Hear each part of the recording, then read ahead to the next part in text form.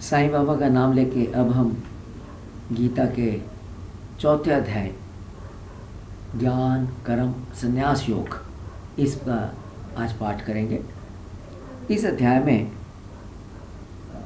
भगवान श्री कृष्ण कहते हैं, अर्जुन को बताते हैं कि गीता का ज्ञान मैंने सबसे पहले सूर्य को दिया, फिर सूर्य ने मनु को और मनु ने राजा इक्ष्वाकु को दिया। परंतु समय के साथ ये ज्ञान लुप्त हो गया और अब इस ज्ञान को मैं तुम्हें फिर बता रहा हूँ। अर्जुन ये सुन के हैरान होता है कि श्री कृष्ण तो उसके सामने खड़े हैं, उसके सामने बड़े हुए हैं, तो फिर इन्होंने ये ज्ञान सूर्य को वगैरह कब दिया, कैसे दिया। तब अर्जुन ये प्रश्न पूछता है तो श्री कृष्ण कहते हैं कि तुम्हारे भी और मेरे भी पहले कई जन्म हो चुके हैं, परंतु तुम्हें वो सब जन्म याद नहीं, पर मुझे सब याद है। इसी संदर्भ में भगवान श्री कृष्ण बताते हैं कि जब जब धर्म का नाश होता है तब तब मैं अधर्म का नाश करने के लिए तथा धर्म की पुनः स्थापना करने के लिए प्रकट होता हूँ और शरीर धारण करके साधुओं को बचाता हूँ और दुष्टों का नाश करता हूँ।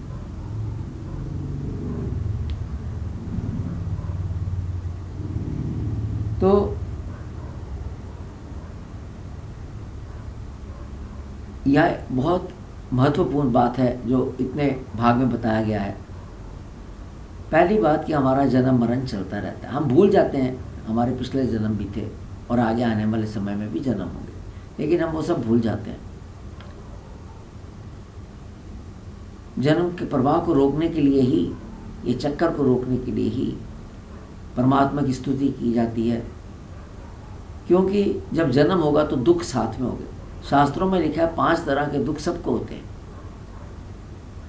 गर्भ का दुख, जब बच्चा पेट में होता है माँ का तो उसका दुख होता है, फिर जब पैदा होता है उसका दुख। तीसरा दुख है बीमारी का, चौथा दुख है बुढ़ापे का और पांचवा दुख है मृत्यु का। ये दुख सबको होते हैं, इसके अलावा भी बहुत से दुख होते हैं, लेकिन अगर इससे बचना है, इन दुखों से बचना और जन्म मृत्यु से बचना पड़ेगा हमें, और उसके लिए यह ज़रूरी है कि हम प्रभु की स्तुति करें, प्रार्थना करें, ताकि हमें वो जन्म मरण के चक्कर से बचा ले, हमें अपने चरणों में जगह दे दे, मोक्ष प्राप्ति हो और फिर हम इससे बचे रहें। दूसरी बात जो महत्वपूर्ण इसमें से निकलती है वो ये कि जो ज्ञान आता है वो समय के साथ समाप्त हो जाता है। हर चीज़ का समाप्त होता है, ज्ञान का भी अंत आता है, और उसका मेन कारण ये है, ज्ञान के नाश होने का मेन कारण ये है कि मनुष्य विषयों में पड़ जाता है और ज्ञान को भूल जाता है। विषयों से अपनी तरफ आकर्षित करते हैं, वो उसमें लग जाता है और फिर धीरे धीरे ज्ञान लुप्त हो जाता है। और तीसरी बात यह है कि प्रभु सदा धर्म की स्थापना करने के लिए तत्पर रहते हैं। जब भी अधर्म बढ़ेगा तो प्रभु का जरूर उसमें सहयोग होगा धर्म की स्थापना करने के लिए, अधर्म का नाश करने के लिए। अब आगे जो बताते हैं श्री कृष्ण भगवान कहते हैं कि समाज में संतोष बनाए रखने के लिए और समाज की उन्नति के लिए व्यक्ति के गुणों और कर्म के आधार पर समाज को 4 भागों में बांटा गया है, 4 वर्णों में बांटा गया। इसका कारण ये है कि हर किसी व्यक्ति के कर्म भिन्न होते हैं, अलग अलग, सब अलग अलग ढंग से सोचते हैं, अलग अलग ढंग से उनके कर्म होते हैं। सब लोग एक जैसे नहीं होते। तो जो 4 वर्ण है वो क्या है? ब्राह्मण, क्षत्रिय, वैश्य और शूद्र।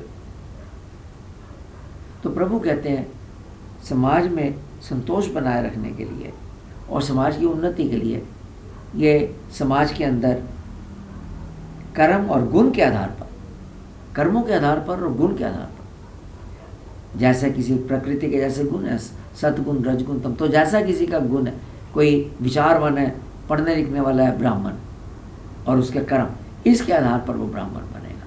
इसी तरह कोई लड़ने वाला है, समाज की रक्षा करने वाला क्षत्रिय बन गया, जो खेती बाड़ी करने वाला है या व्यापार करने वाला है वो वैश्य बन गया जिसका वैसे गुण है, और जो सेवा करने वाला है वो शूद्र बन गया। तो इस तरीके से ये 4 वर्ण भेद समाज में हुए हैं। अब अगली बात जो यहाँ पर वो बताते हैं इस अध्याय के अंदर कि श्री कृष्ण कहते हैं कि सब यज्ञों से बेहतर ज्ञान यज्ञ है। तरह तरह के यज्ञ हमारे शास्त्रों में बताए गए हैं। कोई पानी बरसाने के लिए बादल आ जाएं ताकि खेती अच्छी हो जाए, कोई अश्वमेध यज्ञ करते थे राजा लोग ताकि अपनी राज्य को बढ़ा सके, सीमाएं बढ़ा सके। तो इस तरह से अलग अलग बना रखे हैं यज्ञ। तो कहते हैं इन सबसे अच्छा ज्ञान यज्ञ है, क्योंकि जबकि दूसरे यज्ञ फलदायक हैं, फल देने वाले हैं, ज्ञान यज्ञ में फल की प्राप्ति नहीं होती, क्योंकि सब कर्म ज्ञान में मिलकर समाप्त हो जाते हैं। अब यहाँ पर वो श्री कृष्ण भगवान एक बहुत अच्छी बात बताते हैं कि ज्ञान कौन दे सकता है, वो ज्ञानी पुरुष कौन है। तो वो कहते हैं ज्ञानी पुरुष वही है जो आत्म तत्व को जानता है, अर्थात जिसने सेल्फ को रियलाइज कर रखा है, परमात्मा को प्राप्त कर रखा है। अगर आप उनके पास जाएंगे, ऐसे व्यक्ति के पास जाएंगे, उनकी सेवा करेंगे, अत्यंत नम्र भाव से उनके पैरों पर सिर रखकर और निष्कपट भाव से प्रसन्न करेंगे, तब आप ज्ञान को प्राप्त कर सकते हैं। यहाँ बहुत क्लियरली बताया गीता के अंदर कि प्रश्न करते वक्त गुरु को इस प्रकार का प्रश्न नहीं पूछना जिससे उसको एम्बैरेसमेंट हो। ऐसा भी नहीं प्रश्न पूछना जिसमें आपने अपना ज्ञान प्रदर्शित करना है। ऐसे भी नहीं प्रश्न पूछना कि जो सिर्फ आइडल क्यूरियोसिटी, ऐसे ही अपना समय बिताने के लिए प्रश्न पूछना ना, ऐसी बातें नहीं। प्रश्न पूछना सिर्फ बहुत नम्र होकर, चरणों की सेवा कर कर और ज्ञान प्राप्ति के लिए। यह आज के संदर्भ में भी बहुत आवश्यक है।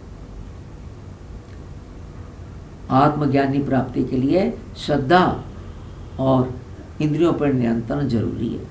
कहने का मतलब यह है कि खाली अगर आप गुरु के पास चले जाते हैं, उसकी सेवा करते हैं, तब भी कोई गारंटी नहीं है कि आप ज्ञान प्राप्त कर सकें, जब तक आपने इंद्रियों पर पूरी तरह से अपना नियंत्रण नहीं किया हुआ और आप में पूरा श्रद्धा या विश्वास नहीं है।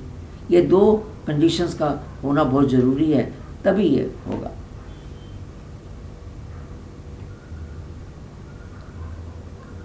तो जब ये 2 बातें होंगी, श्रद्धावान और इंद्रियों पर वश, इंद्रियों को वश में रखने वाला, ऐसा श्रद्धावान व्यक्ति, श्रद्धावान भी लेकिन इंद्रियां भी उसके वश में है, तब ज्ञान की प्राप्ति होती है, नहीं तो ज्ञान की प्राप्ति नहीं। अगली बात बहुत ज़रूरी बात है जो श्री कृष्ण भगवान इस अध्याय में बताते हैं। भगवान कृष्ण कहते हैं कि अज्ञ अर्थात जो अज्ञानी है, जो श्रद्धाहीन है और जो संशयी है, डाउट करने वाला, संशय करने वाला, ये तीनों ही नष्ट हो जाते हैं। परंतु सबसे बड़ा पापी संशयात्मक है, जिसके मन में हमेशा शक पड़ा रहता है, क्योंकि ये शक वह शक की आग में जलता है, संशय की आग में जलता है, और ऐसे व्यक्ति की बुद्धि कहीं पर स्थिर नहीं होती। ऐसा व्यक्ति उन्मत्त होकर आत्मज्ञान को तुच्छ समझता है। अज्ञान संशय को बढ़ाता है तथा संशय श्रद्धा को टिकने नहीं देता।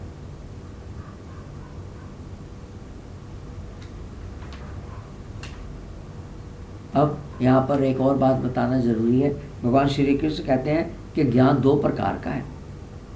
जो हम संतों के मुख से परमात्मा का स्वरूप समझते हैं, परमात्मा के बारे में समझते हैं, इसे परोक्ष ज्ञान कहते हैं। तो ज्ञानी गुरु से जो हमने सीखा वो परोक्ष ज्ञान है। लेकिन इस ज्ञान को समझकर, आत्मज्ञान को समझकर, अभ्यास से अपने मन में इसको पक्का करके और आत्मज्ञान को अनुभव करके जो किया जाता है उसे अपरोक्ष ज्ञान कहते हैं। अर्थात एक दफ़ा सुन लिया, समझ लिया, वो परोक्ष ज्ञान है, लेकिन उसको फिर अपने वो जीवन पर उतार लिया, मन के अंदर उसको पूरी तरह से समाहित कर दिया, उसको फिर अनुभव किया, वो अपरोक्ष ज्ञान। भगवान श्री कृष्ण अर्जुन से कहते हैं, परोक्ष रूपी ज्ञान के हथियार से तुम हृदय में बसे हुए अपने संशय को, शक को नष्ट करो और अपरोक्ष ज्ञान से प्रभु का अनुभव लेने के लिए कर्मयोग को अपनाओ। तो कर्मयोग को अगर अपनाएंगे तो अपरोक्ष ज्ञान हम प्राप्त कर सकते हैं, प्रभु को प्राप्त कर सकते हैं। और एक बात इस संदर्भ में जो बतानी बहुत ज़रूरी है वो ये है कि असल में हम सब स्वभाव से संशयी हैं, हम सब संशयी। अगर हमें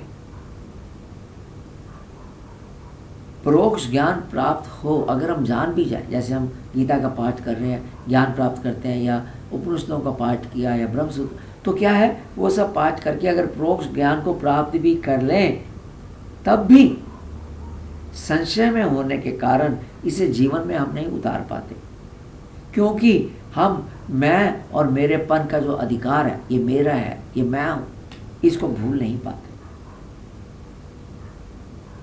इस बात पर हम टिक नहीं पाते कि सब कुछ परमात्मा ही है और उसके सिवा जगत में दूसरा कुछ नहीं है। तो ये संशय जो है इसने हम सबको पकड़ रखा है और इसीलिए ये हमें उस अपरोक्ष ज्ञान को अपने ऊपर पूरी तरह से रचने में, समाहित करने में रास्ते में आता है। उसकी वजह से हम तो इस संशय को दूर करना बहुत ज़रूरी है। हमें इस बात पर विश्वास होना चाहिए कि सिवाय परमात्मा के इस जगत में कुछ नहीं है, जो कुछ भी है परमात्मा ही है और मैं और मेरा कुछ नहीं है, मैं भी परमात्मा ही हूँ। और जो मैं देखता हूँ सब कुछ, गाय, घोड़ा, कुत्ता, बिल्ली, चिड़िया, ये सब पेड़, ये सब परमात्मा ही है। तो इस तरह से जब हम पक्का विश्वास कर लेंगे तब जाकर हम कर्मयोग पर आगे बढ़ सकते हैं और परमात्मा को उनको प्राप्त कर सकते हैं। इस भाग को यहाँ समाप्त करते हैं। सुनने के लिए धन्यवाद।